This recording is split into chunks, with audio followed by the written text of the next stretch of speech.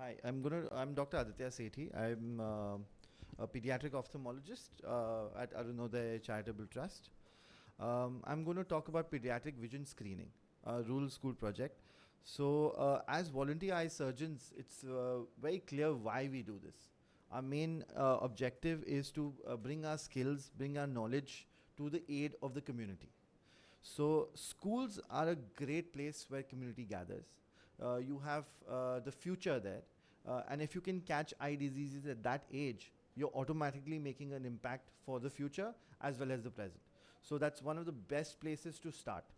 And this is the idea behind the They See, They Learn project, where basically we wanted to get a large number of children together in one place, screen them for eye diseases, and then make an impact by giving them the right sort of treatment or the right sort of path. And it was cost effective. It was something that made your time that you're going to spend in a particular place more valuable, and you were able to make an impact on a larger scale. So it checked all the boxes for a good community project. And like Dr. Arun and Dr. Reena emphasized, it's all about being there for people who don't have the facility or are underserved as far as the eye conditions are concerned. So that's what we did. And the importance in India is even more impactful because we have the largest number of young people in the world. We have right now crossed even China as far as population is concerned. And the good part about that population graph is that more than 60% are young. So it's something that we need to make an impact now, otherwise this will become a burden later. So the NPCB, that's the national program in India, estimates 0.8 to 1 child per 1,000 child, which is going to lose vision completely and going to go blind. So that is something we need to taper down to 0. And if we don't impact them now, it will be something which is going to be major later. The barriers we have with any other social awareness program is a lack of awareness. Often the people don't know that you're going to be there for a particular time, and that's how your time gets not utilized to the full capability for the community. But schools, the benefit is children are already reporting every day. So if you have the school authorities on board and if you have a good rapport with them, they actually bring out the notice to the community. So not only in a school screening do you actually screen children, you also end up screening adults as well, who may be their grandparents or maybe their parents or maybe the uncles and aunts. So that is something that gets encompassed in this. It's a very affordable project because you need one team who station themselves there, and the products or the consumables required are much lesser, and the equipment is fairly just a retinoscope and a good vision chart. So if you can run your program with that, you end up doing a great job altogether. Now you have to aim at population which is already underserved. You can't go to a place which is getting school screening every second week, because that may not be appreciated. And basically you need to have a standard. You need to have a protocol that you follow, and if you follow it well, you can come out with a greater impact. So this is what the They See, They Learn project came about. It was to identify children with possible visual inability to see. That's what we wanted to do, make an impact as far as vision is concerned.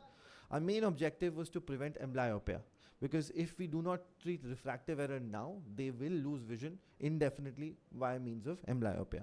And to catch them early, because we know a lot of conditions, including pediatric glaucoma and other conditions, if caught early and treated, it's reversible. To treat other ocular morbidities, like we wanted to make sure there's no squint, there's no strabismus, there's no pediatric cataract, because if we can treat them now, we'll make a bigger impact.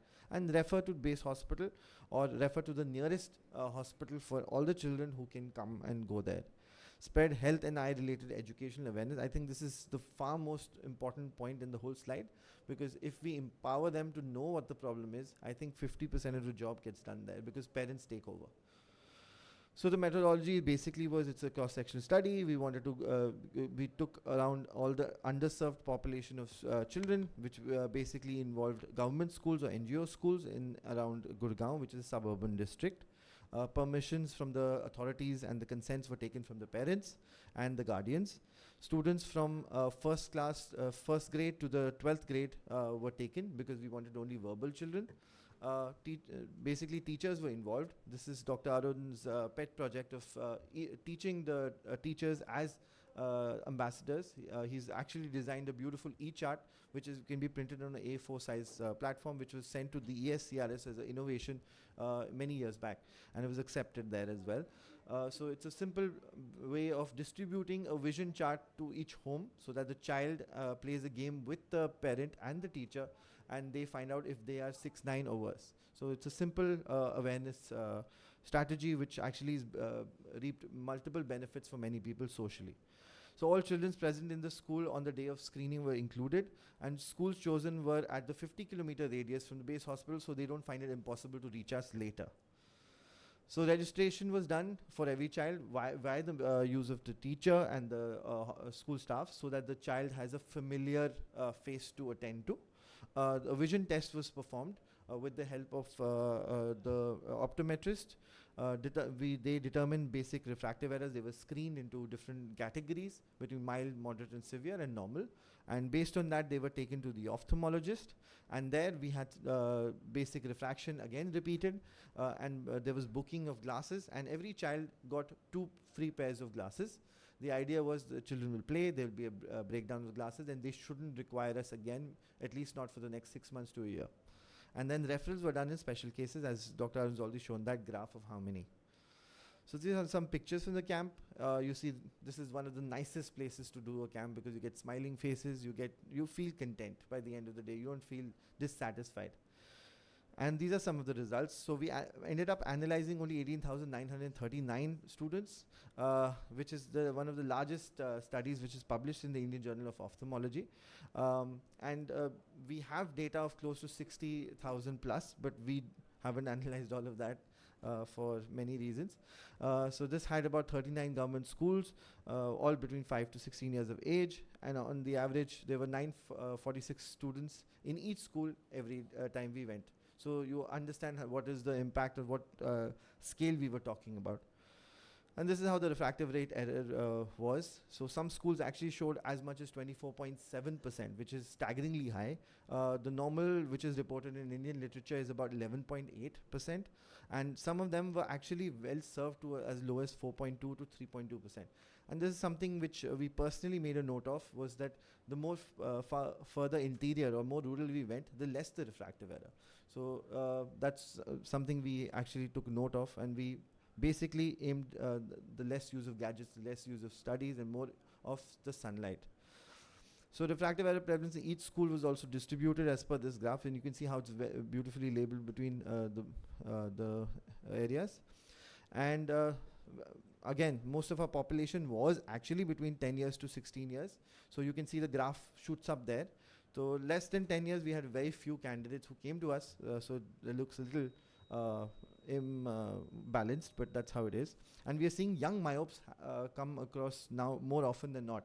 That scares us a little bit because it's going to be worse as they progress. So young myopes is one of the most scary things we've noticed in our study and all over pediatric myopia studies. And age distribution of refractive error, this is how it goes. I have a lot of graphs to show, but lack of time, I'll just go through them. And we saw that the boys were affected slightly more than the girls. And astigmatism was also there. And we found a list of other ocular morbidities which were transferred to the base hospital. So basically, it's one of the largest studies done. We had 11.8% of refractive error significance, and this is the data that actually makes us want to go back and do this again. This was all pre-COVID, and we expect this graph to shoot up a little higher now. And it's very important that these activities continue, because even though it's not a profit-making activity, it's actually a very impactful activity.